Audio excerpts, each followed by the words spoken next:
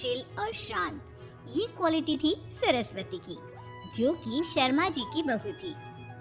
क्या है बहू, जब देखो तब किचन में खटर पटर करती रहती हो, लेकिन खाने को कुछ देती ही नहीं।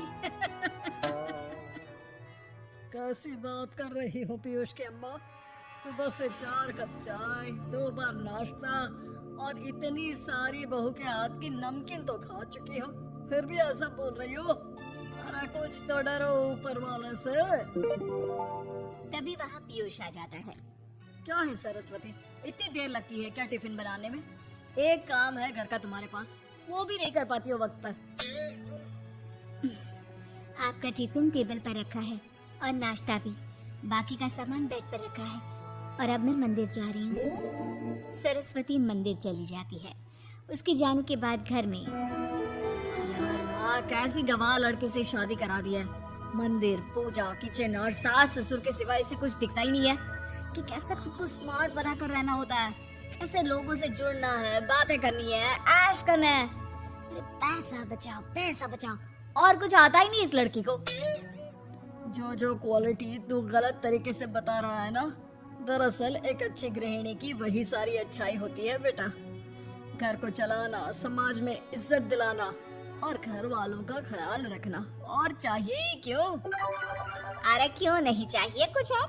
लड़की ऐसी होती है कि घर आए तो पूरा घर बदल कर रखते, सभी को खुश रखे, लेकिन बहू के अंदर तो ये सारी क्वालिटी है ही नहीं। अरे खुश तो उन्हें रखा जाता है जो खुश रहना जानते हैं। तुम लोगों को तो कोई खुश नहीं कर सकता। पिताजी, अब आप ही लोग सोचिए, क्योंकि मैं किसी और से शादी करना चाहता हूँ। आप लोगों को बहू के साथ रहना है या मेरे साथ? क्योंकि मैं अब इसके साथ नहीं रह सकता। मैं बहू को नहीं छोड़ सकता। उसके मरते पिता को मैंने वादा किया था कि मैं उसे बेटी बनाकर रखूंगा। तो ठीक है ना माँ, तैयार कर ले अपना सामान, हम दोनों किसी और घर में रहने चलेंगे तेरी नई बहू के साथ। अरे हाँ बेटा, वही ठीक है, लेकिन मैं तेरे पिता के बिना भी तो नहीं रह सकती। तो मेरे बिना रह सकती हो? ठीक है, मैं अकेले ही चला जाता हूँ। बेटा वहाँ से चला जाता है, लेकिन सास का दिल नहीं लगता। बहू मंदिर से भी हो आती है और फिर, माँ पिताजी खाना लग गया है, खा लीजिए। हाँ हाँ, तुझे बस आता ही क्या है, खाना बनाना और खाना खिलाना। अरे सुन, मेरे सारे कपड़े पैक कर दे। क्यों माँ जी, कहीं जा रही हैं क्या? हाँ बेटे, ये अपने बेटे के साथ रहने जा रही है, लेकिन घबरा मत, तेरा पिता तेरे साथ है। बहू समझ नहीं पाती कि उसके साथ हो क्या रहा है, लेकिन फिर ससुर उसे सारी बात बता देता है। बेटा, ये नई बहू कब आ रही है? मुझसे घर का काम नहीं होता। वैसे भी तेरी पहली निकम्मी बीवी ने मुझे किसी काम का नहीं छोड़ा। माँ वो बस आने ही वाली है, और हाँ माँ, उसके आगे ना थोड़ा स्टैंडर्ड से रहना, क्योंकि वो थोड़े बड़े घर की लड़की है। उसका एक स्वैग है, स्वैग। तभी वहाँ एक बहुत सुंदर सी लंबी सी लड़की आती है। हे पीयूष, भागकर कैब से मेरा सामान ले आओ, और हाँ प्लीज एसी ऑन करके जाना। रीमा, ये मेरी माँ है।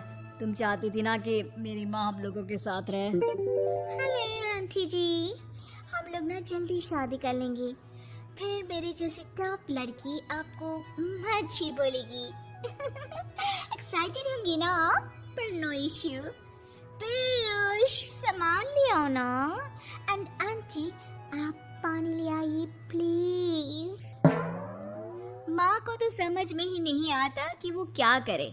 वो बहू के लिए पानी लेकर आती है तो उसका पैर पर्दे में फंस जाता है और वो गिर जाती है। ओहो, पूरा पानी गिरा दिया। कांच का ग्लास क्यों छूती है जब हाथ पैर नहीं चलते? कितनी मुश्किल से मैंने और पीयूष ने ये गृहस्थी बनाने की कोशिश की है। अरे पर तो क्या हो गया, गिलास ही तो टूटा है। अपने घर में तो रोज एक तोड़ती हूँ, लेकिन मजाल है सरस्वती कुछ कहे।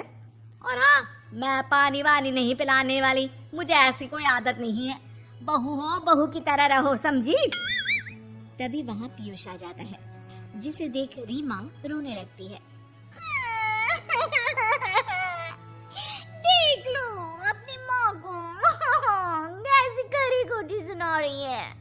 और अभी तो मैं आई हूँ, थक गई थी, बस पानी क्या मांग लिया।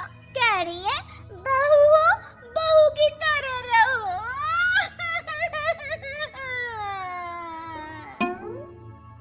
अरे यार माँ, समझा कर लाया था ना कि कैसे रहना है।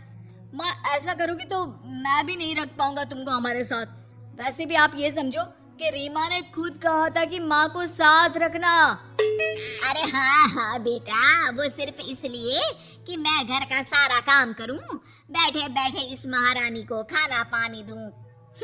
वैसे भी मैं जा रही हूँ, मुझे तो इस लड़की की शक्ल भी अच्छी नहीं लग रही। मेरी सरस्वती के आगे तो ये कुछ भी नहीं है।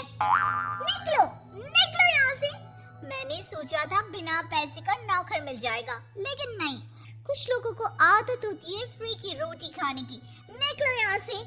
पीयूष, धक्के मार कर निकालो इस औरत को यहाँ से। अरे ये कैसी बात बोल रही हो रीमा? ये माँ है मेरी। माँ ना थोड़ी जिद्दी है। अरे वाह बेटा वाह, अभी भी तुझे मेरी ही गलती दिख रही है ना? कोई बात नहीं। माँ वापस घर आ जाती है। बहू, मुझे माफ कर दे बेटा, वो तो शैतान का नानी है। माँ, मैं उनके बारे में कोई बात नहीं करना चाहती। ये मेरा मायका है। अब आप लोग मेरे माता पिता। मैं हमेशा यहीं रहकर आप लोगों की सेवा करूंगी।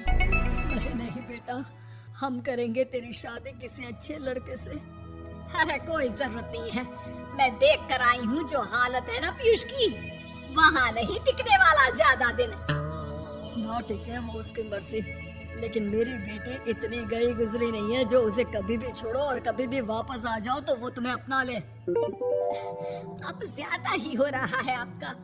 माना मैंने गलत किया बहू के साथ, लेकिन वो उसका पति है। और फिर कहावत है ना, सुबह का भूला शाम को वापस आ जाए तो उसे भूला नहीं कहते। तभी वहाँ पीयूष आ जाता है। माँ, वो भूला आ गया, मुझे माफ कर दो सरस्वती के जिस गुण को मैं सही नहीं मानता था।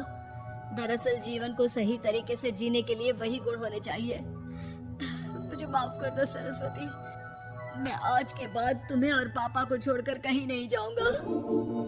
और मुझे भी बेटा। बेटा जहन्नुम में भी जाए तो उसके साथ रहने को तैयार हो जाए, वही तो माँ होती है।